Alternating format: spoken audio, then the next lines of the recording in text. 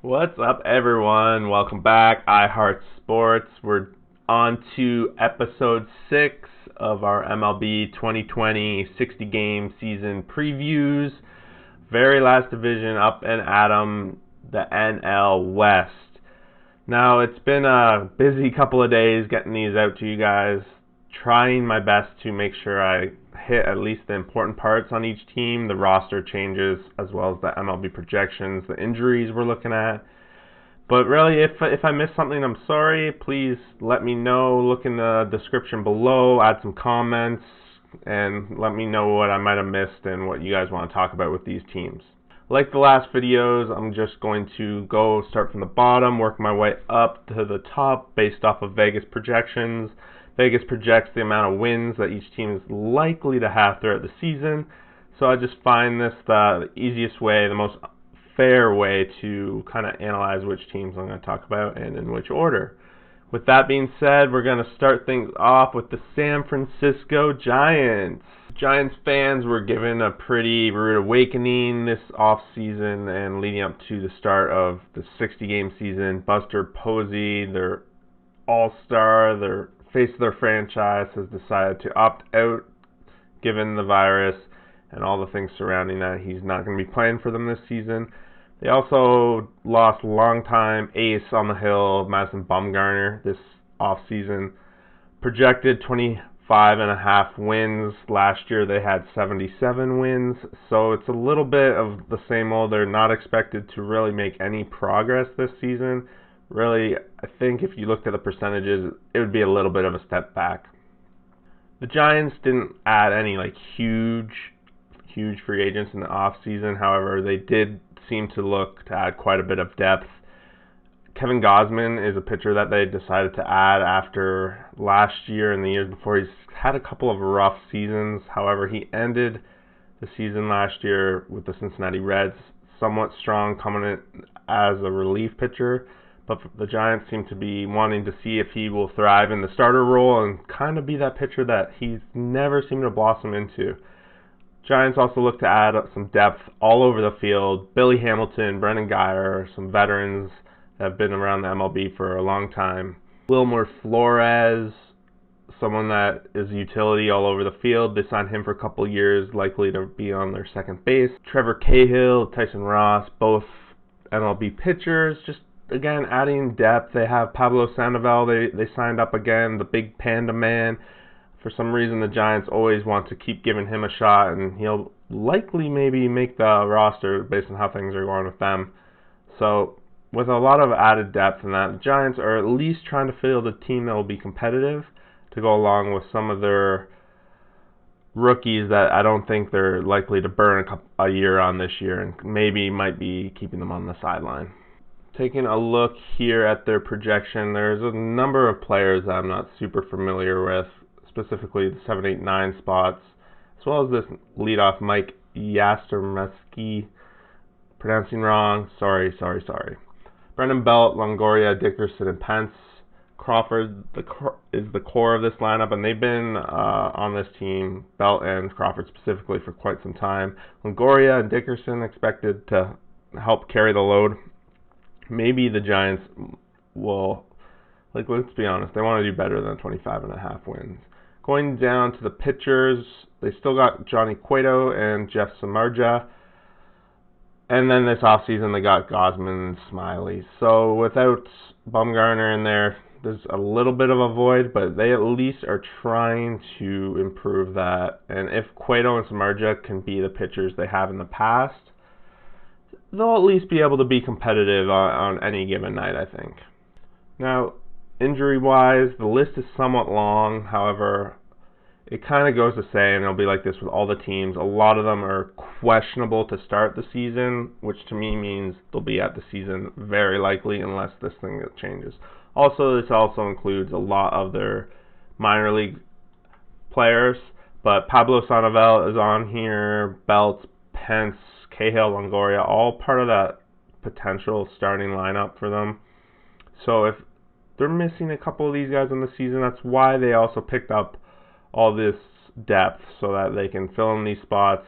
It's going to be one of those seasons where injuries and sickness play a big part in how the teams are going to perform. So we'll see how it affects each team going forward here. Next up, we got one of my favorite teams, Colorado Rockies, coming in at 71 wins in 2019, 27.5 projected for this season. So again, very similar to last year. I don't think Vegas really thinks that they're going to have a chance to compete with the West in both sides. So having them under 500, I think overall the third worst team out of the 10 we've done the past 2 days, and that's slightly unexpected for me. But looking over the rosters, these two divisions are really tough. So unless someone gets hot and these Rockies can really come together, then this projection is probably pretty accurate. Biggest story really with the Rockies leading up to the start of the season is Blackmon, who was positive for COVID-19. Really the first player in the entire MLB to have had it, had some symptoms, suffered through a couple days, and is on his way back. He is now training with the team. However, they don't think he's going to be ready necessarily for the very start of the season. His cardio and that just doesn't seem to be quite there yet. I think he's really like the first guy that we can kind of base the trajectory of other people coming back, what it's going to be like, and all of that. So just keep an eye out on him and whether or not you can really see if maybe this will affect his numbers. We all know as Blackmon as that slugger, base stealing kind of guy, all around utility leadoff for this Rockies team. And without him, they don't nearly look as strong as they have in the past. But let's look at what their lineup is looking like. So this lineup has Charlie Blackmon in there, not necessarily if he's going to make it for the start of the season, but we got David Dahl, Trevor Story, Arenado, Murphy, and Ryan McMahon, all kind of been around for a while now with the Rockies. Ryan really starting to take his stride last year. And now we got the bottom with Tapia, Chris Owens, and Tony Wolters. I think Owens is a new addition to this team. And I think we forgot to talk about how the Rockies didn't be active in free agent. There was 2 signings they had that were minor league deals, really. And honestly, I didn't know who either player was, and I don't see them in any projection. So to me, the Rockies made 0 moves in the free agency and really are going with the same team that they kind of were throwing out there last year.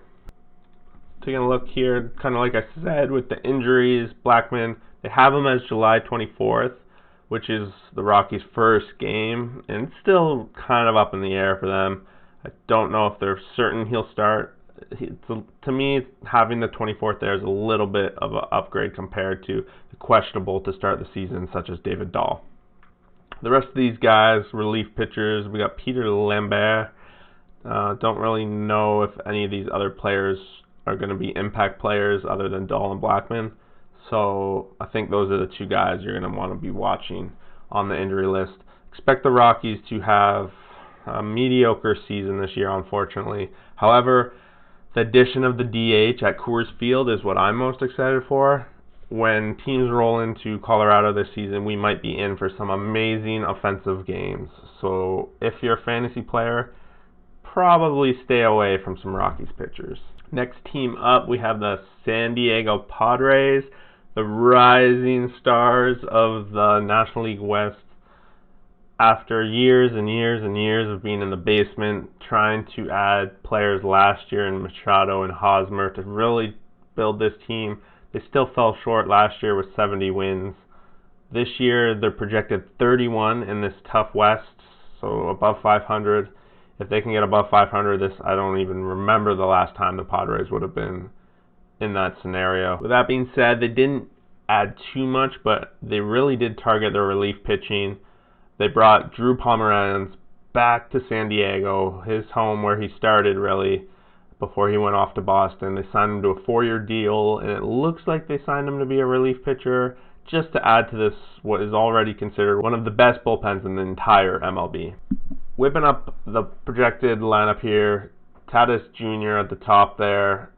Young man, hopefully time to make a step forward. Tommy Pham's in there. And then you see the people, the core, Machado, Hosmer, Myers, pretty solid. the Padres have really done a lot of work putting this core together. And then we're starting to go down. There's a lot of names I still don't recognize, but I know the Padres have so many young talent, and I'm not super familiar with some of the names, but Profar looks like they've brought him in over the past time. And then pitchers is where we're hoping to see some big steps. Chris Paddock, don't know a lot about him, but haven't really watched him play. He's a young man who is slated to be their ace, so I think a lot of reliance on this rotation is going to be on him, but they brought in Zach Davies, Garrett Richards, Lamet is still here.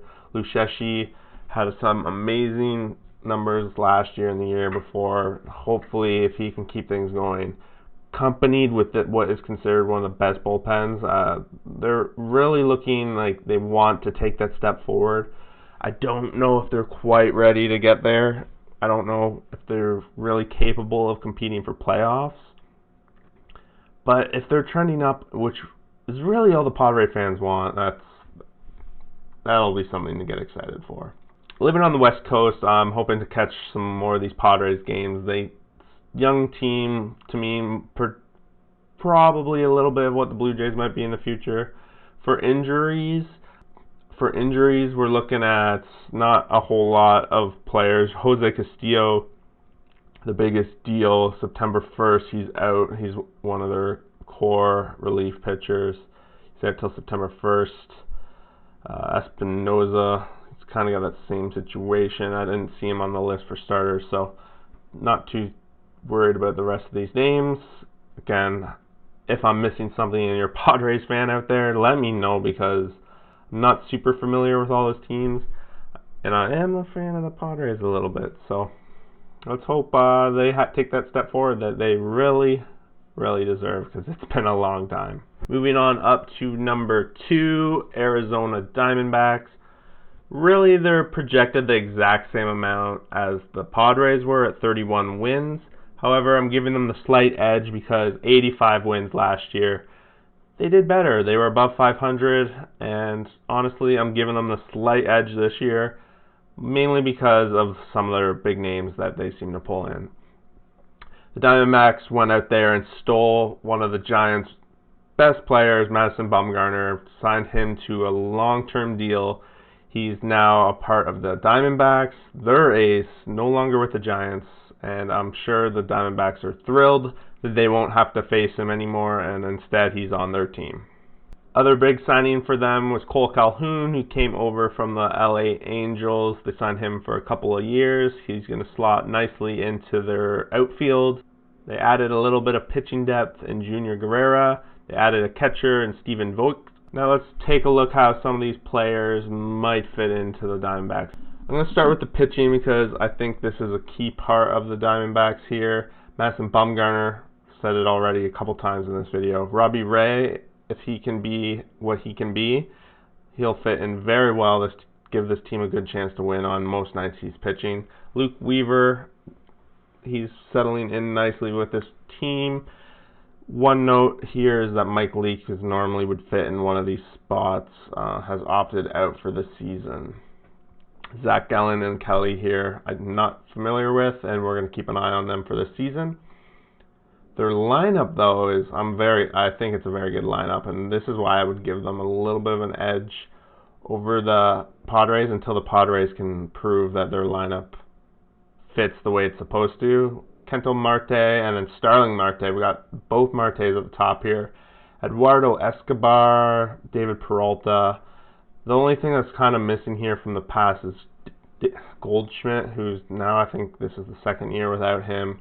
Christian Walker is now at the first base. I don't know if he was there last year. And honestly, I wasn't following the Dbacks close enough last year. But the rest of their lineup is kind of similar. Jake Lamb, Calhoun, who they brought in, and Ahmed, all kind of MLB-ready players, and I think really ready to make an impact. Sorry I don't really have too much to add on the Diamondbacks here. Feel like I've missed some time with them, some changes they've made over the past year or so. I just kind of seem to be oblivious to, but that's okay. I'm going to use this time to really focus on learning these teams and being better at communicating with you guys. So some of these injuries, again, kind of like most of them, nothing here really speaks as being impactful for this team. Christian Walker is the only guy, seems to be their first baseman. They have 3 first basemen to be questionable, so possibly one of these guys is going to be their first baseman. So just keep an eye out for that, and we're going to see how the Dbacks fit into this very competitive, middle-of-the-road National League West division. It wouldn't surprise me if some of you guys skipped ahead right to this point, mainly because I'm sure there's eventually going to be people most interested in the Dodgers, who are projected to be number 1 in this division. They are tied with the New York Yankees for the most wins projected over the entire year, 37.5. It's a big step, and honestly, I could see it being even higher than this. If there's going to be a team out there that's going to push for 40 wins, it's either probably the Yankees that were talked about in the first episode, or it's the Dodgers that we're about to look at right now. Dodgers added what is considered probably the biggest blockbuster trade of the season. They brought in Mookie Betts, and I know this is them. They're going for it this year, and they're hoping Mookie can be the one to take them over the edge.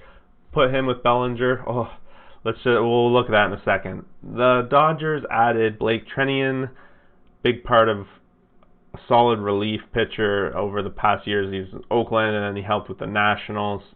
They also re-signed Alex Wood, and they brought in Jimmy Nelson, who's been a starter back in Milwaukee. I think, though, they're looking at adding him as well into the relief depth of this team.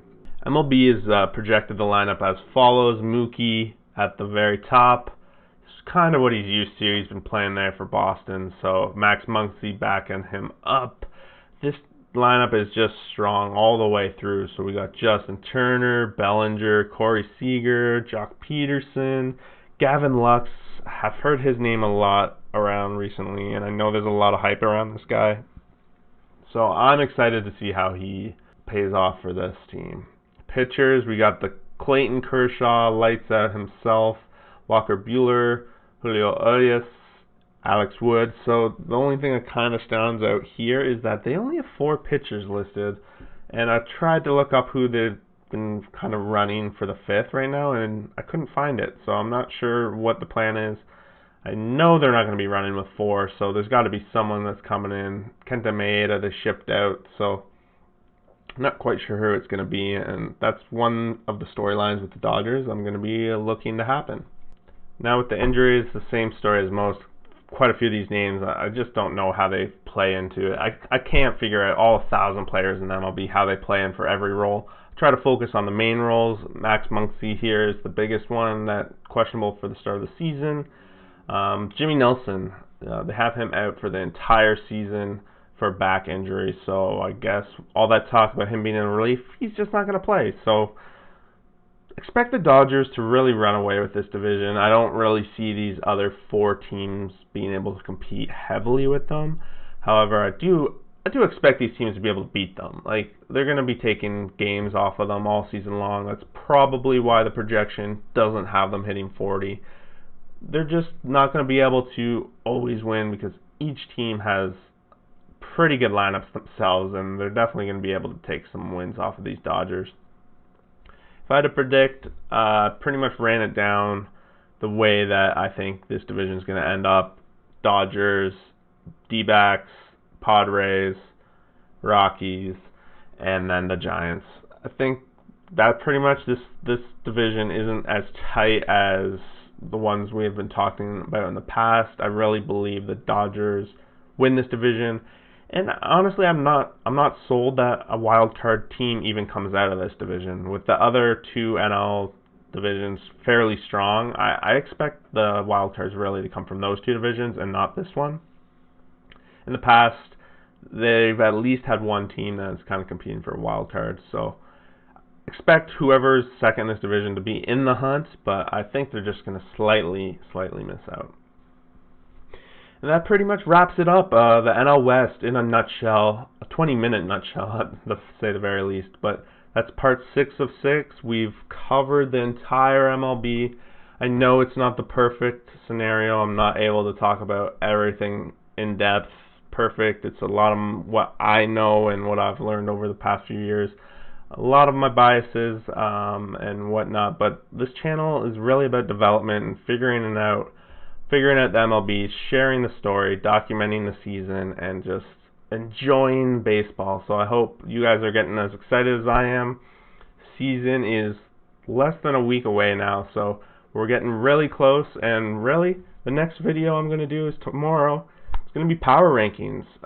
Going forward, power ranking videos I'm going to try and do every Sunday, because that is when the series end for the week, really. So starting things off tomorrow, I'm going to do a power rankings video based on basically everything I've learned over these past 6 videos, and where the previews are, the starting pitchers are, and the batters are. And I'm going to kind of just lay out all 30 teams, how I figure they're going to finish amongst the other 30 teams, and that's it. And thanks for watching. Hopefully you guys learned something from this video. I was able to bring in some content, some research from all sources, and just put it all into one spot.